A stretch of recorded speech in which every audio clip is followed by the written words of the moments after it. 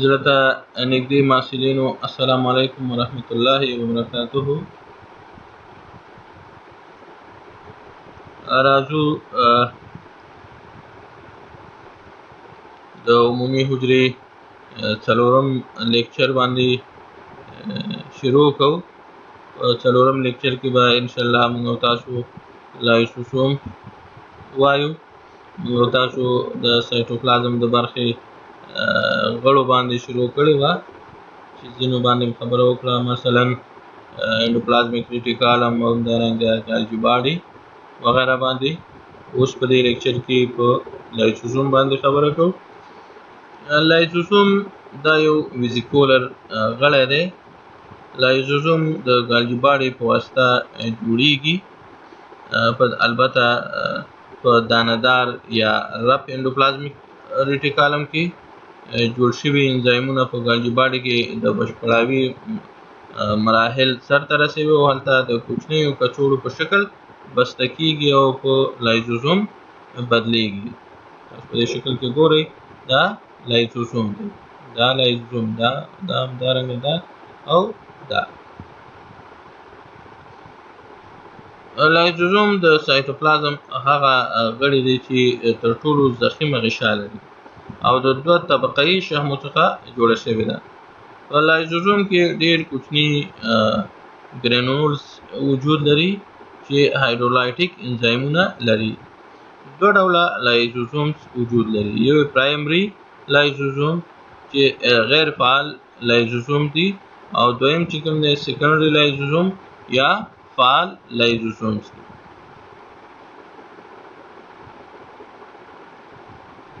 راځو د لایزوسوم دندو ته. اوله دنده یې د لویو مالیکولونو تجزیه کول دي. موږ تاسو فکر وکړو د غټ مالیکولونه چې کوم تجزیه کیږي دا د لایزوسوم په واسطه، ځکه هایدرولایټیک انزایمز لري. دویمه وظیفه یې د زړو حجروي اجزاو تجزیه کول دي. دریمه وظیفه یې چې کوم ده هغه د اضافي موادو د حجرې څخه خارجول دي. او څلورمه وظیفه یې چې کوم ده هغه افرازي دنده ده. په یو شمېر لایزوسومونه افرازي لایزوسومونه ګڼل کېږي. مثلا مهم لایزوسومي انزایمونه چې کوم دي هغه پروټیز انزایم دی چې پروټینونو باندې تاثیر کوي او په امینو اسیدونو یې تجزیه کوي. لایپیز انزایم دی چې لیپیډونو باندې تاثیر کوي او په فیټي اسید او ګلایسرایډ یې تجزیه کوي. بل امایلیز انزایم دی چې پولیسکرایډونه په ګلوکوز بدلوي. همدارنګه نیوکلیز انزایم دی هستوي اسیدونه په مونو نیوکلیوټاید تجزیه کوي.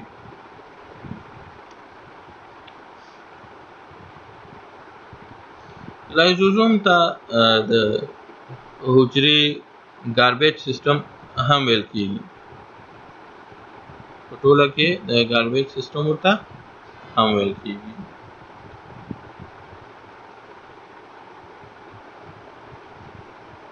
راځو پیرکسوسوم ته. پیرکسوسوم یو بل حجروي غړی دی. دا هغه مایکرو باډي ده یا کوچنی جسم دی چې د لایزوسوم برخلاف د ګالجي باډي څخه نه بلکې د انډوپلازمیک ریټیکالم څخه راوځي. پیرکسوسوم یو شمېر اکسیډیټیو انزایمونه لري، اکسیډیټیو انزایمز لري چې دغه انزایمونه یې ډي اماینو اسید اکسیډیز دي، یوریټ اکسیډیز دي او همدارنګه کټلیز انزایم دي.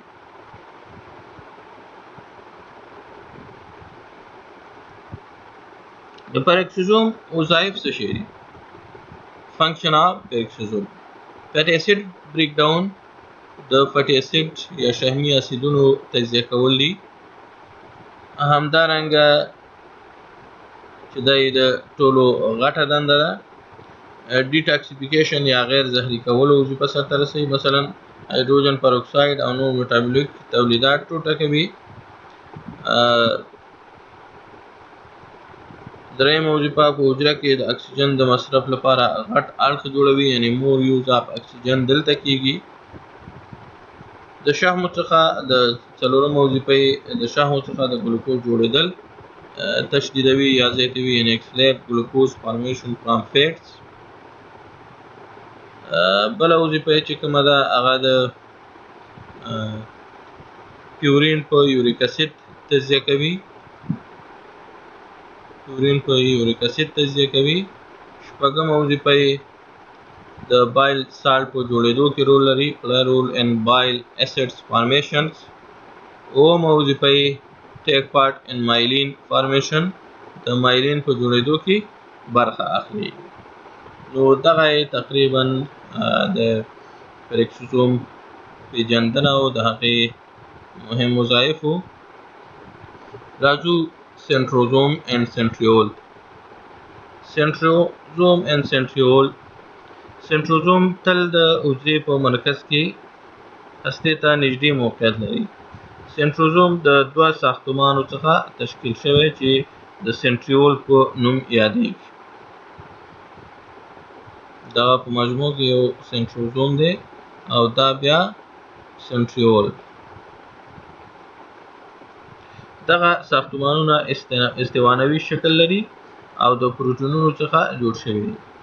د حجروي انقسام پر مهال سنټریولونه د کروموزومونو د حرکت لپاره مسؤل ګڼل کېږي. یعنې په مجموع کې دغه چې کوم دی دا یو سنټروزوم دی. دغه دوه استواني شکلونه چې کوم دي دا سنټریول دي. د سنټریول فنکشن یا وظیفه دا شوه چې د حجروي انقسام په وخت کې دغه د کروموزومونو د حرکت مسؤلیت په غاړه باندې لري. راځو سیکریټري ویزیکل ته. سیکریټري ویزیکل یا افرازي کڅوړه په انډوپلازمیک ریټیکولم کې جوړیږي او په ګالجي باډي کې د بشپړوي مراحل تیروي او بالاخره بسته یا بنډل پیک کیږي. دغه افرازي کڅوړې د افرازي موادو درلودونکي. د ضرورت په وخت کې دغه کڅوړې رپچر کوي، څیرې کیږي او افرازي مواد په سایټوپلازم کې ازادیږي. تاسو یو سیکریټري ویزیکل ګورئ. راځو مایټوکانډریا. مایټوکانډریا چې پلورل یا جمع یې مایټوکانډریا او واحد یې مایټوکانډریون دی، د انرژي د تولید سره تړاو لري. نو ځکه ورته پاور هاوس اف د سیل ویل کېږي یا د حجرې د انرژي کور. مایټوکانډریا یو راډ شیپ یا اول شیپ جوړښت دی چې تقریبا 0.5 نه واخله تر 1 مایکرومتر پورې قطر لري. مایټوکانډریا د یوې دوه طبقه‌یي غشا په واسطه پوښ شوی چې خارجي طبقه یې ښویه ده او مایټوکانډریا محتویات احاطه کوي. خارجي طبقه یا اوټر ممبرین یو شمېر انزایمونه لري چې مثلا دی به عبارت دي له اسټایل کوې سانتیز، همدارنګه د ګلیسرول فاسفاټیز، اسټایل ترانسفریز او داخلي طبقه یا انر ممبرین یې ګونځې لري. دغه ګونځې د کریسټا په نوم یادېږي. کریسټا د زیاتو انزایمونو او پروټیني مالیکولونو درلودونکې ده کوم چې په تنفسي او د ای ټي پي په جوړېدو کې دخیل دي.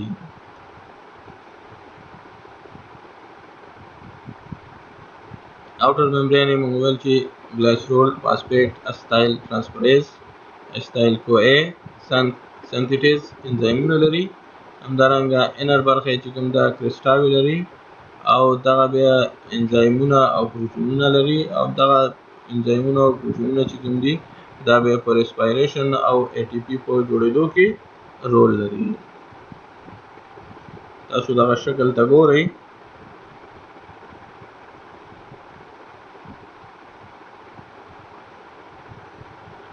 دا یو مایټوکاندریا ده، دغه کرسټاګانې دي، کرسټا میټریکس برخه ده، انر برخه او اوټر برخه.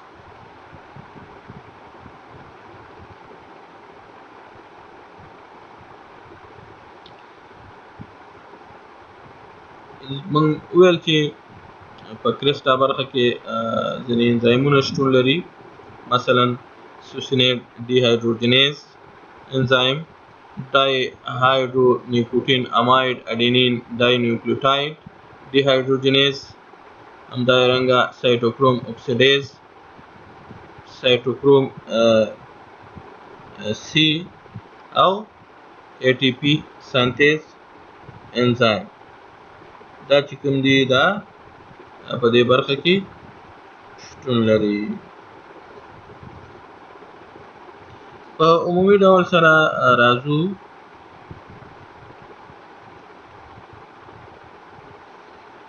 دلته باید یو یادونه وکړم چې مایټوکاندریان یوازینی سایټوپلازمیک غړی دی چې خپله غشا خپله شخصي ډي ان اے ډي اکسي رایبو نیوکلیک اسید لري، یعنی ډي ان اے لري، اصلا په هسته کې وجود لري.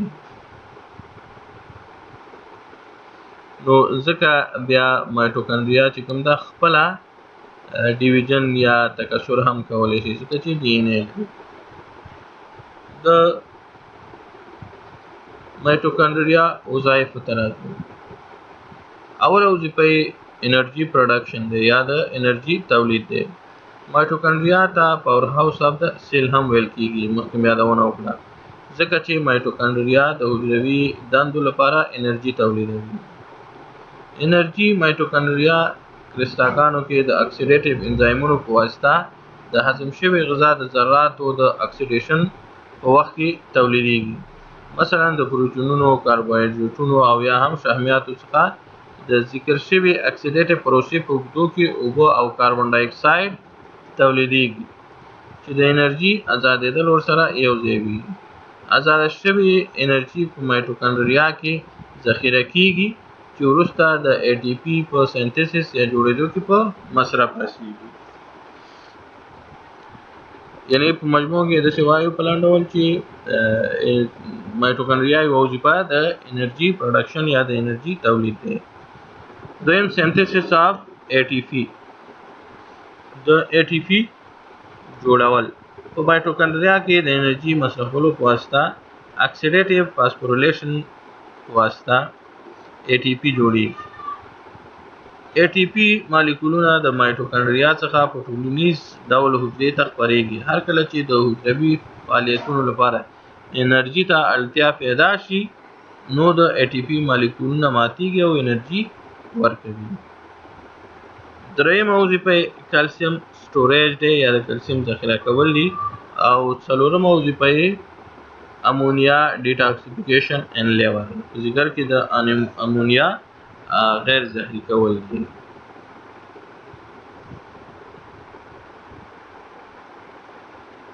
نو انشاءالله رایبوزومز باندې به په بل لیکچر کې خبرې وکړو. ګرانو محصلینو، الله مو خوشحاله لره. بل لیکچر کې به انشاءالله موږ تاسو رایبوزومز باندې او د حجروي غشا په پاتې غړو باندې خبرې وکړو. په مخه مو ښه وخت.